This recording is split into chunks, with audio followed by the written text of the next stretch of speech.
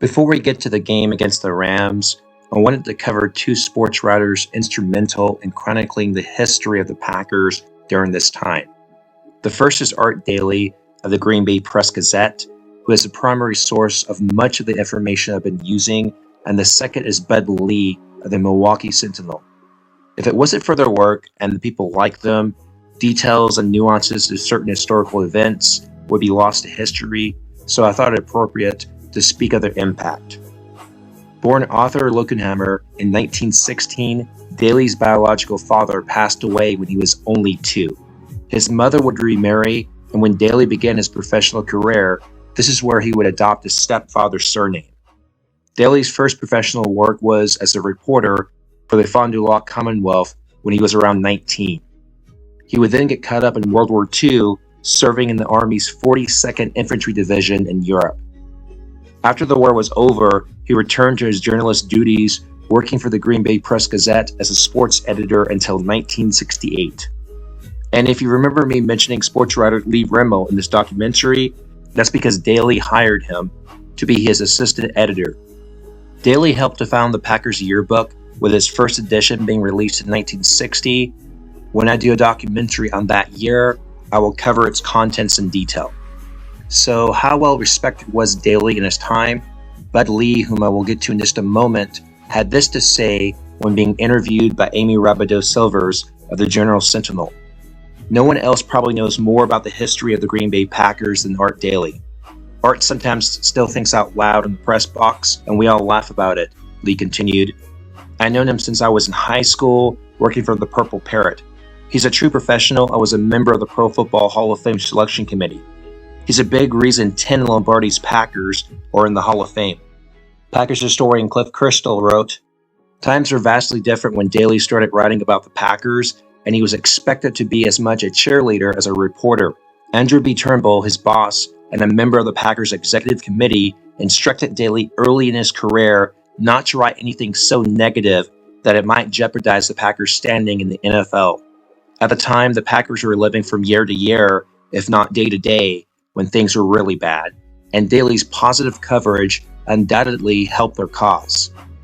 As mentioned previously, Daley would be one of the original members of the Hall of Fame Selection Committee, a post he would helm from 1963 to 1998. Again, we have Amy Silvers, who documents Daley's thoughts during his later years. Curly Lambeau was primarily a holler guy, Daley said.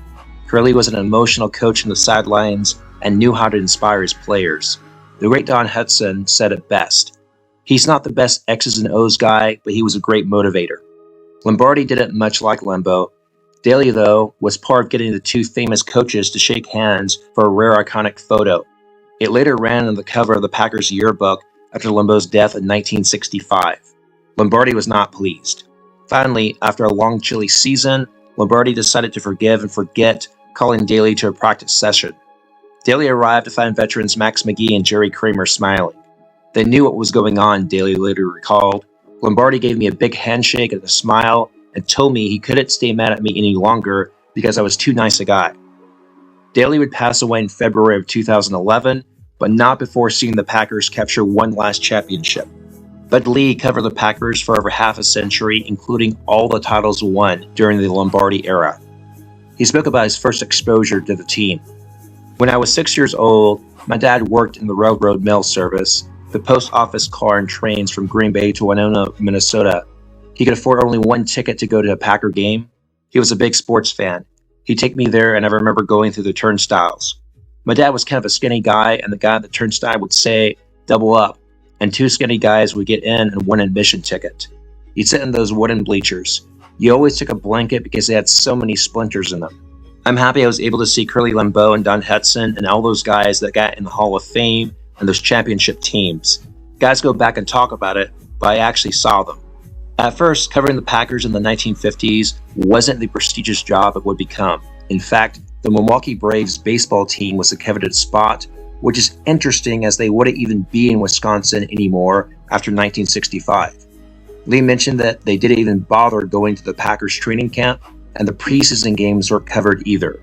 Still though, Lee was a fan and was thrilled to be given an opportunity. Consistent with other accounts, Curly, Lambeau, and Lombardi didn't exactly get along. I remember going out with Lombardi's teams in Los Angeles, and Curly showed up one morning at breakfast. Lombardi didn't want any part of him. He acknowledged him, but that was all. But I remember sitting at breakfast with Curly and Tom Miller. Always felt Curly wanted to go back to Green Bay in some capacity and never got the chance. He was always debonair, distinguished guy. Curly was almost too big for Green Bay. He was nationally known, but he spoke highly of the Packers when I was with him. Lee had kind words for Jack Vainisi, the man responsible for setting up the roster that would be greeting Lombardi during his arrival in 1959. He was a tremendous talent scout. Vainisi knew Lombardi. He had so many connections, a bright guy and so many contacts. He married a Green Bay girl.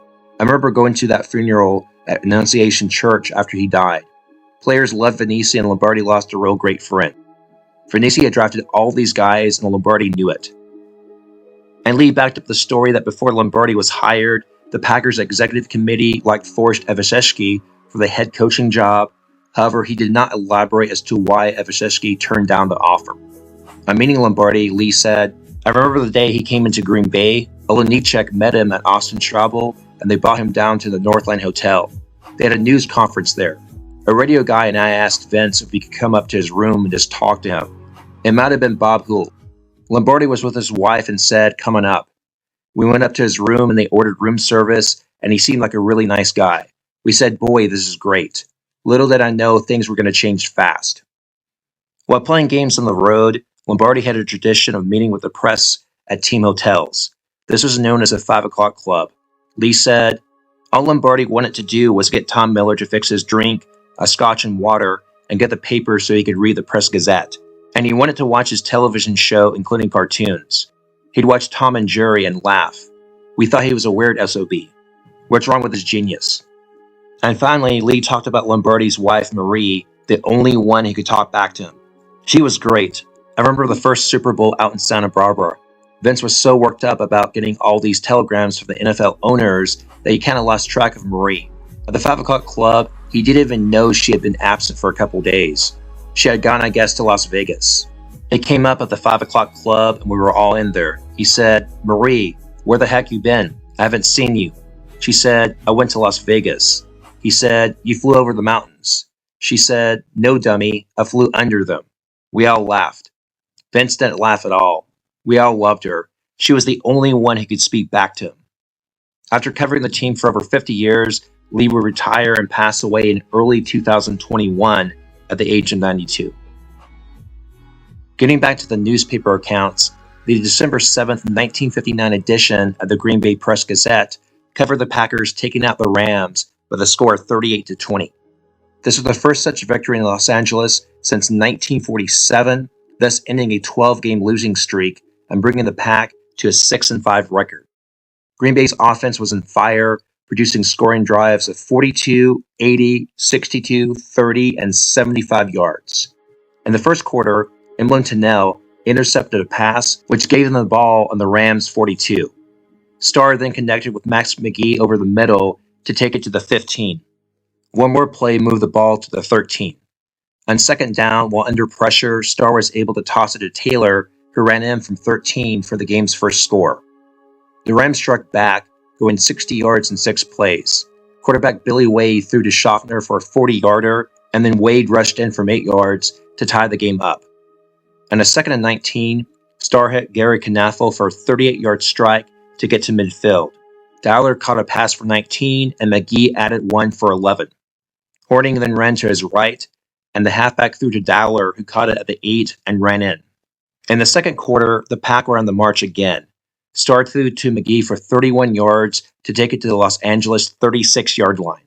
Horning ran to his right for 26, and then Taylor ran in from the 6. Don Curry then intercepted Wade's pass at the 45 and ran to the 30. On the very next play, Horning ran to the right side and threw to Dowler again for his second touchdown pass of the day. This score was taken into halftime. To start the third, Tom Wilson returned the kickoff 85 yards to the 11. John Arnett ran for 6. Marconi did the rest up the middle with a 5-yard dash. Starr was sacked by Bill Jopko, leading to a punt, which is brought back 71 yards by Arnett for a touchdown.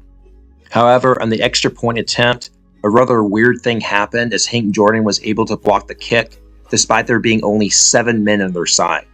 I've never seen an extra point attempt where 4 players were missing from the field, but reportedly they were so surprised by the run back, not all of them were able to race down to the end of the field in time. After the game, Jordan would comment on the block. "It's better with only 7. We get out cluttered up around the middle with 11 and nobody gets in." I guess the Rams were confused and the ball was snapped too soon. Remember that in this era, the 2-point conversion did not exist in the NFL, so there were still 2 scoring drives away, but be that as it may, things were turning around for Los Angeles. However, Billy Wade would get picked off again, this time by Bill Quinlan, but Hornung missed a kick. The Rams then fumbled in their next drive, and the Packers recovered at their own 15-yard line. Taylor and Hornung both picked up a few yards, and then there was a pass interference penalty that moved the chains. Starr hit McGee for 8, and Don McElhaney ran to the 19. Starr then scrambled for 12. McElhaney then ran to the right for the TD. Hornung added the field goal, and the Pack were now up by 18. The Rams were able to answer, and the clock ran out. Bart Starr would finish with these numbers: 11 out of 20 for 161 yards, 1 touchdown, and 1 interception. Poor Hornung would have 74 yards on just 11 carries, and as mentioned earlier, would also throw 2 touchdown passes. Boyd Dowler would light it up with 4 catches for 89 yards and 2 touchdowns, while Max McGee would compile 77 yards, also in 4 catches. After the game, Lombardi was elated. "This is beyond my fondest expectations. I never dreamed we would do anything like this. 6 wins. Those kids are hard-nosed. I was afraid of their speed, but we were able to stay with them." Starr called a wonderful game. He was changing up in the line of scrimmage quite frequently and making it work. The paper reported that in the locker room, the players were acting like excited high schoolers, soaring from their performance. Bart Starr commented that, "This was the greatest thrill of my life, winning out in this Coliseum." When it was brought up that 1947 was the last time this was done, and none of the players were on the team, Starr laughed and said, "In fact, I was in grade school then." In that dressing room was Carl Milano, a former Green Bay player who was in the area as he was now coaching at Santa Monica Junior College. He gave his remarks on the win. "I could tell all week they were getting ready to play themselves a real game. And you know that day Vince wasn't there, they worked just as hard." December 8th. The Rams in the last game were favored by 6, so the Packers coming into that week still weren't being given full respect. However, this victory seemed like it could be a tipping point, as it wasn't just the fact that they won, but how they did it. Both the offense and defense were firing in all cylinders. The Green Bay Press-Gazette ruminated on Lombardi potentially winning Coach of the Year honors. If he didn't give that award to Lombardi, then who would be in his place? You could say it should have been Buck Shaw of the Philadelphia Eagles, as they would finish the season with an identical 7-5 record, and they had bounced back from a 2-9-1 record in 1958. However, there were 2 important factors working against that notion. 1, Buck Shaw oversaw last year's 2-win team, while Lombardi brought winning results in just his first year. And 2, the Packers ended the year with a 4-game winning streak, while the Eagles finished with a record of 1-2. So Shaw was most likely out. What about Red Hickey of the San Francisco 49ers? Well, he most likely would have won it if the award was given out on November 9th, when they were tied with the New York Giants with the league best 6-1 record. However, unfortunately, the rest of the year happened, and they finished with a record of 1-4, and the Packers beat them before the Niners slide. And then you have the Baltimore Colts. However, they already won a championship the year prior, so they were continuing to do what everyone already expected, and the Giants had won the East the year before, so they were also in a similar situation. Next up, it brought up Boyd Dowler as a candidate for Rookie of the Year. At this point in the season, with 1 game to go, he had amassed 30 catches for 595 yards with 3 touchdowns, but again, we are dealing with passing stat inflation, which of course transfers over to receivers too. So while those numbers are not impressive now, for the context of the time, they were noticeable. So if Dowler wasn't to get it, who would be the other choices? Well, you had the Detroit Lions' Nick Petrosante, who rushed for 447 yards with a 5.9-yard average. He also logged 16 catches for 140 yards.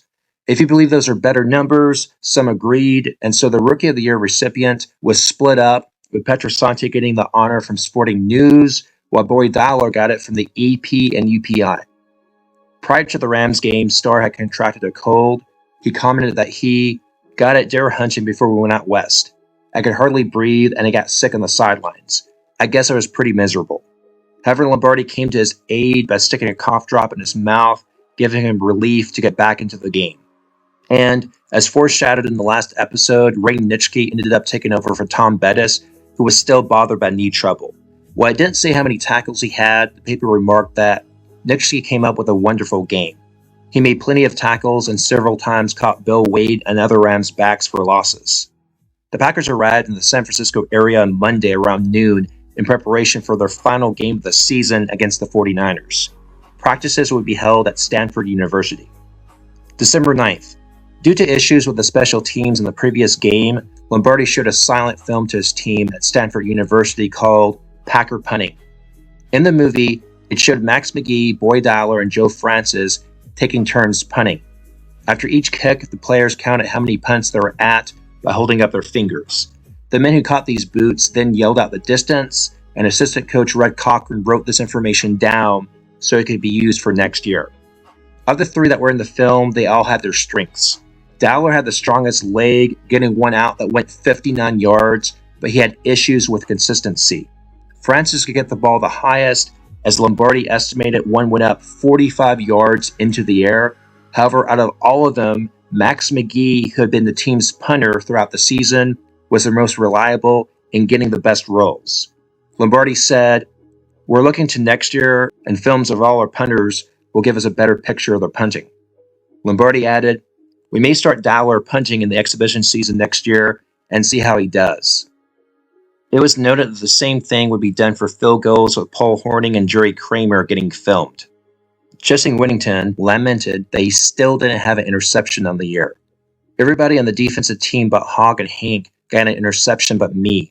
I found every way in the book to keep from getting one, but maybe next Sunday I'll get one." Unfortunately, this wasn't to be. However, he would make up for this in 1960, where he would log a career best 6 interceptions and in just 12 games. And the coach was asked how they were able to complete so many passes over the middle. Lombardi joked, "That's a state secret." December 10th. Jimmy Taylor had hurt his hip during the Rams game, and there was speculation he might not be available for the upcoming 49ers match. If that were the case, Luke Carpenter would get the start, and it appeared as though Tom Bettis would play after all. However, this didn't mean that Nitschke would be left out in the cold. Dan Curry was also having issues with his knee, and so Nitschke could get a spot. The field goal movie of Paul Hornung and Ron and Jerry Kramer was filmed on Wednesday to give the coaches even more to study during the offseason. For the upcoming match, the 49ers were listed as 6-point favorites, which must have made some of the Packers players wonder what they would have to do to actually be favored in a game. December 11th. For Thursday's practice, spirits were way up. Lombardi noted, "They're working hard, and I'm glad to see it at this stage of the season. I hope we can leave a good taste in everybody's mouth for the winter. We can do it by playing them a good game." And even though Green Bay had been mathematically eliminated for winning the West, it was noted that it was possible for them to share in the $400 second-place prize money if they won, the Lions beat the Bears, and the Colts won. This wasn't to be, though, as the Packers would finish the year ranked third. 49ers coach Red Hickey said that, "Our biggest problems are Starr and Dowler. We didn't see them in our earlier game, and I guess they've improved the team plenty." Bobby Dillon mentioned this would be his last game. "I really hate to leave Green Bay, but there comes a time when everybody must retire." Linebacker Bill Forrester, who was only 27, also mused about the possibility of retirement. However, he would go on to stay with the team until the end of the 1963 season, where he hung it up at the age of 31. Why Dillon would retire at 29 and Forrester would contemplate doing so too at a young age isn't precisely clear. However, this would most likely be due to the lower salaries at the time combined with injuries. If a player could find steady work that paid a similar salary but without the physical stress on the body, it would make leaving the league much more tempting. It was said the rest of the team should be back, Before the era of free agency, it was much easier to keep clubs together during the offseason. Even Tennell mentioned returning. I got quite a few years left, and I intend to play them. And Jimmy Taylor and Tom Bettis both seem to have healed up much quicker than expected, so it appeared they would see action in the next match. Tom Fears, the part-time Packers assistant and former Los Angeles Ram, didn't mince words when talking about LA's fall from grace. In particular, he laid into the Rams head coach Sid Gilman. Gilman doesn't know how to get the men to play for him. And Rams teams I played on that won titles didn't have the material Gilman has. The Rams could knock the hell out of the Colts Saturday. And even though San Francisco was picked to beat Green Bay, 49er Hugh McElhaney confided during a banquet dinner that we were never so worried about anybody as we are over the Packers. Even if Vegas wasn't yet up to speed on things, the players knew something was different in Green Bay. That's all for now. When we continue, we'll cover the 49ers game and wrap up the 1959 season. See you next time.